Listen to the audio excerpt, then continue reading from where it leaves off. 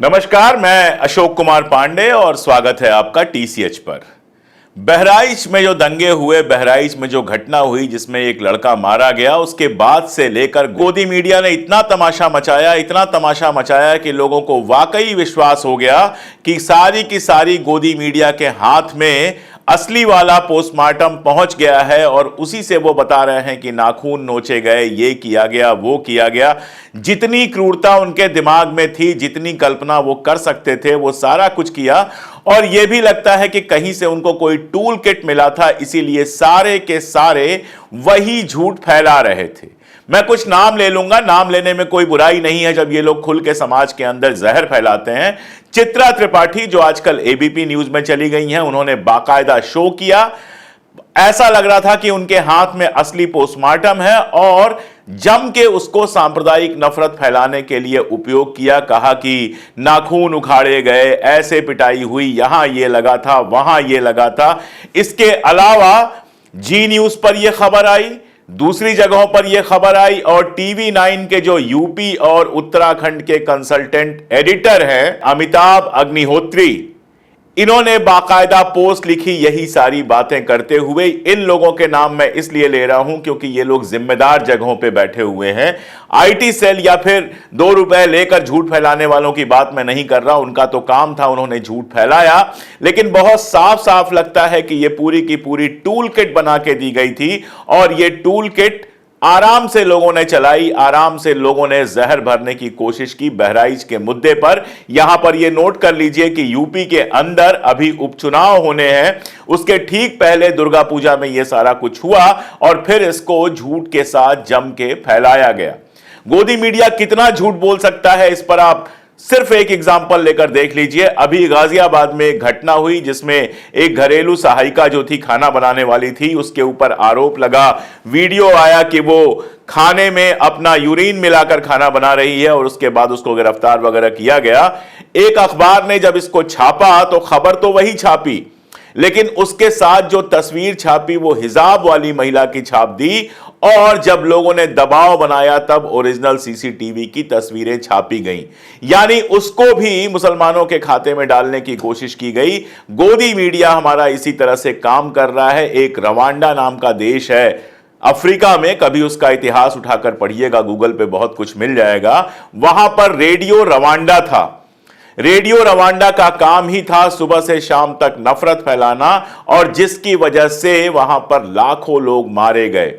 यहां यह कंडीशन है कि जो आईटी के ट्रॉल्स हैं, जो दिन रात नफरत फैलाते हैं, वो खुलेआम लिख रहे हैं। इस घटना के बाद ही लिखा था, खुलेआम लिख रहे हैं कि अपने देश में गृह युद्ध होने वाला है और उस गृह युद्ध की तैयारी कर लो। होना तो यह चाहिए था कि देश के अंदर हिंसा भड़काने के लिए इन लोगों को गिरफ्तार किया जाता, लेकिन ऐसे लोगों को कौन गिरफ्तार करता है। खैर, मुद्दे पे लौटते हैं। कल बाकायदा एक टीवी बाइट जारी की उन डॉक्टर साहब ने जिन्होंने पोस्टमार्टम की थी रामगोपाल मिश्रा की। वो टीवी बाइट सुन लीजिए, फिर आगे बात करते हैं।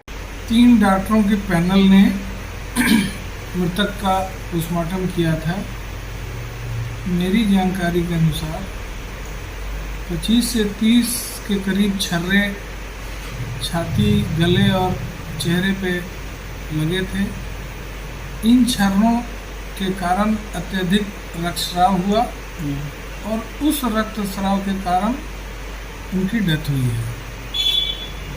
सुना सर, पैर के नाखून भी उजाड़े गए हैं, इसमें उजाड़ने का मामला है। सब बात सुनने बाद दोनों अंगूठों के नाखून का जो मध्य भाग है वो डैमेज है। पूरा का पूरा नाखून नहीं डैमेज है, मध्य भाग डैमेज है और वो किसी चोट से हुआ है। तो शरीर पे काफी चोट के निशान दिए हैं। छर्रे के निशान छाती और गले और सिर पे मिले हैं। पेट वगैरह और पीठ वगैरह इस तरह के जो हल्ला भ्रांति उड़ रही है वो सब गलत। यानी जो नाखून है तो उखड़े हुए मिले हैं बॉडी से। केवल पैर के अंगूठे का मध्य भाग का 1/3 नाखून के करीब डैमेज है, बाकी नाखून सलामत है। अब वो चोट से ही हुआ है, लेकिन अब वो किस तरह से हुआ है ये तो यहाँ बैठ के नहीं बता सकते। तो दोनों पैर के नाखून अंगूठे के डैमेज हैं। सबने देखा है। सर मौत का स्पष्ट कारण क्या है? स्पष्ट कारण अत्यधिक ब्लीडिंग के कारण मौत हुई। यानी जिस डॉक्टर ने पोस्टमार्टम किया वो बहुत साफ साफ कह रहा है कि जो मौत हुई है वो छर्रे लगने से यानी गोली लगने से हुई है। बाकी सारी जो चीजें हैं, नाखून उखाड़ना वगैरह वगैरह, इन सारी बातों की पुष्टि पोस्टमार्टम भी नहीं कर रहा है।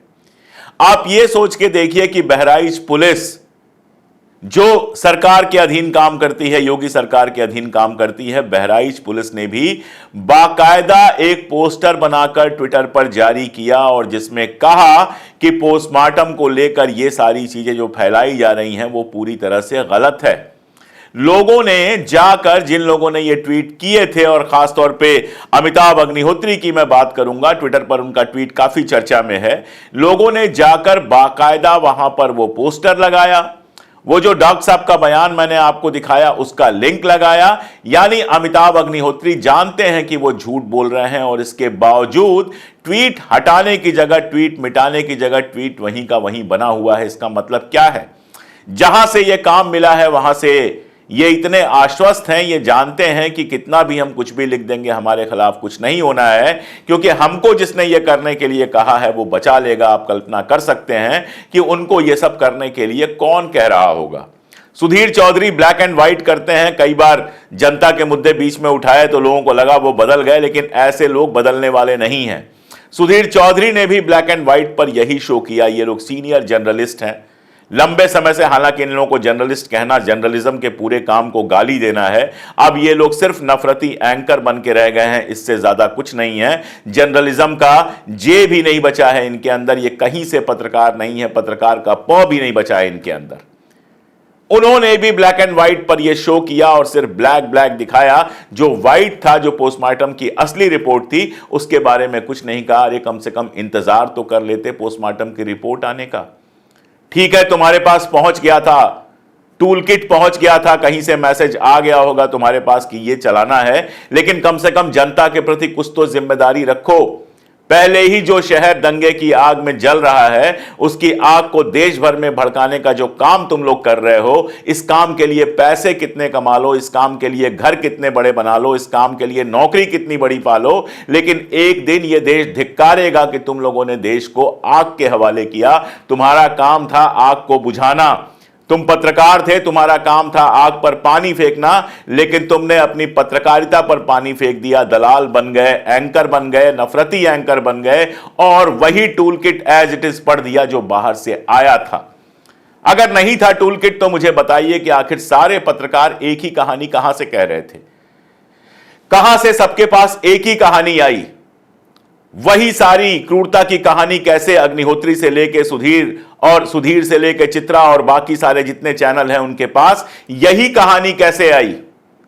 कौन था इनका इन्फॉर्मर? किसने, कौन से संवाददाता ने इनको यह कहानी ला कर दी थी? और बहराइच पुलिस से भी मेरा पहले तो उनको बहुत आभार कि उन्होंने कम से कम सच्चाई को जारी किया।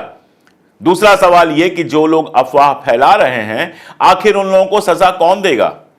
अगर अफवाह फैलाने वालों को आप सजा नहीं देंगे तो फिर तो अफवाहें बार बार एक के बाद एक फैलती रहेंगी और ये लोग बिल्कुल निश्चिंत रहेंगे, क्योंकि इनका काम तो हो गया, टीवी चैनलों पे चल गया, लाखों लोगों ने देख लिया, व्हाट्सएप पे चला गया, लाखों लोगों के व्हाट्सएप में पहुंच गया, झूठ फैल गया, सच नहीं पहुंचेगा उनके पास, झूठ पहले पहुंच गया और वो उस पर भरोसा करेंगे। नाखून उखाड़ने की बात, करंट लगाने की बात, आखिर वही बातें सबके पास क्यों पहुंची? टाइम्स नाउ नव भारत कहता है कि क्या हरा झंडा उतारकर भगवा झंडा लगा देने भर से किसी को जिंदा मार दिया जाएगा? एंकर बरखा की रिपोर्ट के साथ देखिए अब्दुल की ऐसी बर्बरता, नाखून उखाड़े, करंट लगाया और लगभग सारे चैनल्स ने इसी तरह की भाषा का उपयोग किया। पहला सवाल तो क्या इन लोगों को यह दिखाई नहीं दिया कि जुलूस जानबूझकर उस इलाके से जा रहा था? उस आदमी के घर के सामने तमाशा किया गया, गंदे नारे लगाए गए, उसके घर पे चढ़ा कोई बंदा, झंडा उतारा, रेलिंग तोड़ी साथ में, यह सारा कुछ हुआ। और इसके बाद भी मैं हमेशा से उन लोगों में हूं, जब पहली बार भी इस घटना पे मैंने बात की थी तो मैंने यही कहा था कि गोली मारना बिल्कुल गलत था, गोली नहीं मारी जानी चाहिए, किसी भी हालत में गोली नहीं मारनी चाहिए थी, पकड़ के उसको पुलिस को भी सौंपा जा सकता था, कुछ और भी किया जा सकता था। लेकिन जरा एक मिनट अपने दिमाग को खुला रख के सोचिए कि जिस तरह से हर त्योहार पर मुस्लिम इलाकों से जुलूस निकालकर वहां मां बहन की गालियां देते हुए लोग निकलते हैं, गंदे गंदे गाने चलाते हैं, मस्जिदों के सामने डीजे बजाते हैं और सारा तमाशा करते हैं। अगर आप उस धर्म के होते तो आपको कैसा लगता? किसी एक नॉर्मल इंसान के बारे में सोचिए जिसके साथ लगातार लगातार लगातार यह हो रहा है। कितना गुस्सा और कितनी जिद पैदा कर रहे हैं उस आदमी के अंदर, कितनी चिढ़ पैदा कर रहे हैं उस आदमी के अंदर। मैं आपको एक सिनेरियो देता हूं। यही दशहरे का जुलूस निकलता, मैं ये भी नहीं कह रहा हूं कि मुस्लिम इलाकों से नहीं निकलता, निकलता मुस्लिम इलाकों से। शांति से देवी के जो भजन हम गाते आए हैं बचपन से, वो भजन बजाते हुए निकलता।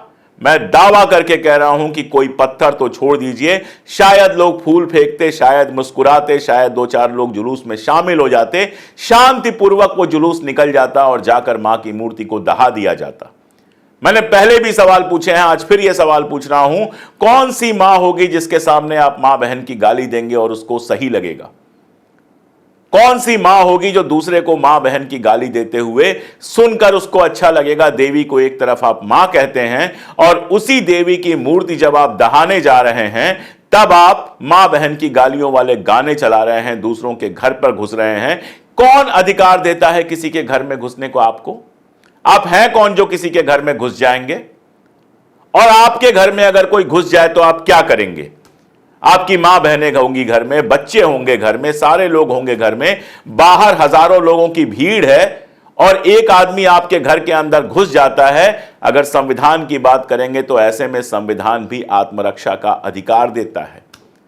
गरीब आदमी था रामगोपाल मिश्रा, उसके घर की तस्वीरें आई, राजेश साहू ट्विटर पर हैं, वो दैनिक भास्कर के पत्रकार हैं, वहां तक पहुंचे थे, उन्होंने तस्वीर जारी की थी वहां के घर की। उस घर की हालत आप देखिए। वो बता रहे हैं कि इसके 2 भाई पहले ही मर चुके हैं। कुछ दिन पहले इसने शादी की थी और वो भी लव मैरिज की थी इसने। भंडारों में खाना बनाकर अपना काम चलाता था। किसने उसके नसों में जहर की वो सुई लगाई कि वो जुलूस में तो जाता ही है, साथ में किसी के घर पे चढ़ के और उसकी रेलिंग तोड़ देता है, झंडा हटाकर अपना झंडा फहरा देता है। आखिर कोई तिरंगा तो वो नहीं फहरा रहा था, और तिरंगा भी हो तो किसी के घर पे आप जबरदस्ती तो नहीं फहरा सकते। आपके घर पे पूजा होती है, हनुमान की पताका लगती है, कोई अगर वो पताका गिरा के कोई दूसरा झंडा लगाना चाहे तो आपको कैसा लगेगा?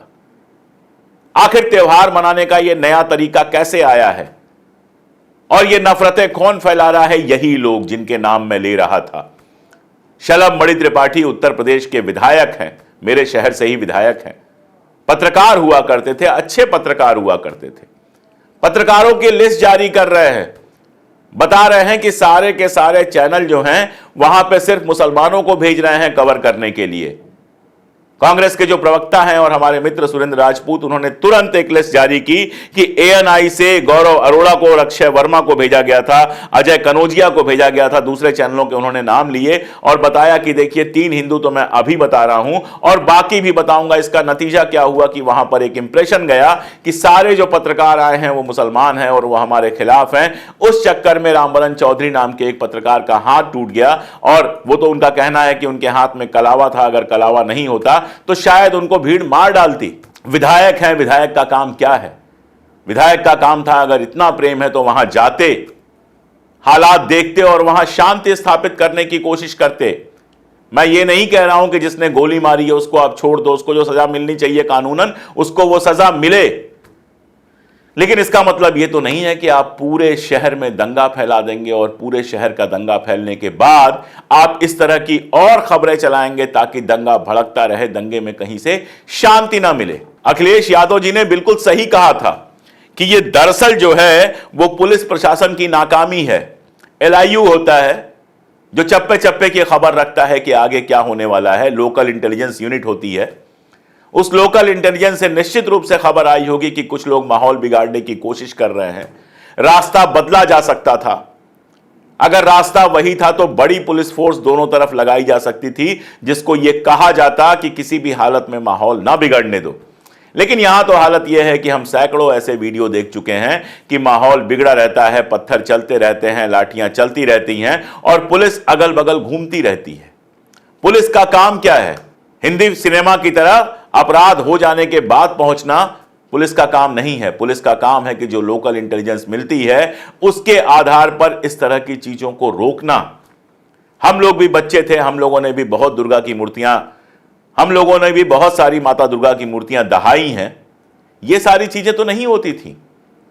नाचते गाते आदमी जाता था, दुर्गा जी को बहाता था, प्रणाम करता था और अगले साल फिर जब दशहरा आता था तो दुर्गा पूजा की तैयारियां शुरू कर देता था। शहर में मुस्लिम भी थे, शहर में सिख भी थे, लेकिन कभी दंगे जैसी स्थितियां तो नहीं हुई इसके चलते, क्योंकि हम किसी के घरों में घुस के झंडा उखाड़ने में इंटरेस्ट नहीं रखते थे। हम अगर दुर्गा माता की मूर्ति स्थापित करते थे पूरी श्रद्धा के साथ, तो उतनी ही श्रद्धा के साथ दहाने जाते थे। उसमें मां बहन की गालियां नहीं आती थी, दुर्गा जी का जयकारा आता था।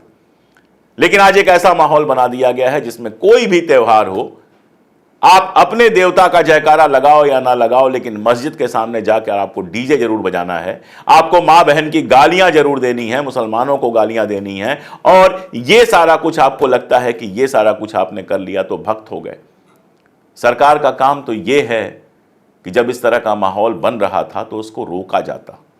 सरकार का काम यह है कि उसकी इंटेलिजेंस इतनी मजबूत होनी चाहिए थी कि पता होना चाहिए था कहां क्या होने वाला है, पहले से कहां माहौल बिगाड़ने की कोशिश हो सकती है, और वहां पर पुलिस बल तैनात करके या कैसे भी रूट बदल के जो भी संभव था किसी भी तरह से इसको होने से रोका जाता। लेकिन कई बार ऐसा लगता है कि सरकारों को तो इससे फायदा हो रहा है। अब तो जितना धार्मिक ध्रुवीकरण होगा, जितना दंगा होगा, उतना फायदा होगा, तो आदमी रोकेगा क्यों? भड़काने पर लगे हुए हैं लोग। जब पश्चिम बंगाल में हिंसा होती है तो सारे लग जाते हैं ममता बनर्जी से इस्तीफा मांगने के लिए। आज यहां हिंसा हुई है, बहराइच में, यूपी में हिंसा हुई है। अभी कल घटना आई है, 3 साल की एक छोटी सी बच्ची के साथ रेप की घटना आई है। लेकिन कोई गोदी मीडिया का पत्रकार योगी सरकार से इस्तीफा नहीं मांगेगा। कोई नहीं कहेगा कि उत्तर प्रदेश में जंगल राज चल रहा है।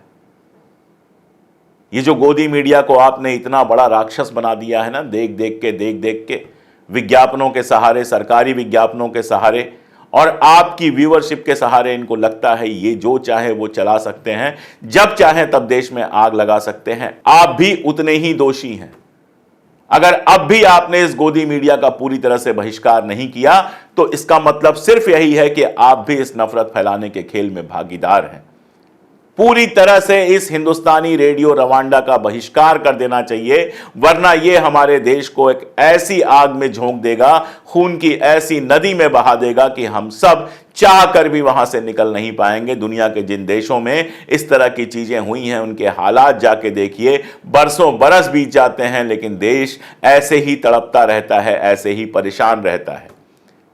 हम में से कोई नहीं चाहता कि हमारा प्यारा हिंदुस्तान ऐसा हो, लेकिन जिन लोगों ने अपने जमीर बेच दिए हैं, जिन लोगों ने अपनी कलम बेच दी है, जो लोग इस नफरत में मजे ले रहे हैं, वो अपने देश को उसी तरफ ढकेल रहे हैं। कहते तो खुद को देशभक्त हैं, लेकिन उससे बड़ा देशद्रोही कोई हो ही नहीं सकता जो अपने ही देश में आग लगाने की कोशिश करे। वो तो अपना काम करते रहेंगे, लेकिन आपके ऊपर है कि कैसे इनकी व्यूअरशिप, इनको देखना, इनको महत्व देना इतना कम कर दिया जाए कि इनकी बातों का कोई असर ही ना पड़े। यही एक तरीका है कि गोदी मीडिया जो जहर फैलाने में लगा हुआ है उसको हम रोक सकते हैं। आपको क्या लगता है और क्या क्या तरीके हो सकते हैं, मुझे कमेंट में बताइएगा। मैं पढ़ूंगा उनको, मैं भी सीखने समझने की कोशिश करूंगा आपसे, और जो कुछ मैंने कहा है अगर आपको लगता है कि वो आपके काम का है तो आप भी उसको दूर तक पहुंचाइए। हमारे वीडियोस अपने दोस्तों को भेजिए, खासतौर पे उन दोस्तों को जिनका दिमाग इस नफरती जहर ने पूरी तरह से खराब कर दिया है। देश को बचाना आपका काम है, हमारा काम है, इस देश के हर नागरिक का काम है। आज के लिए इतना ही, बहुत शुक्रिया।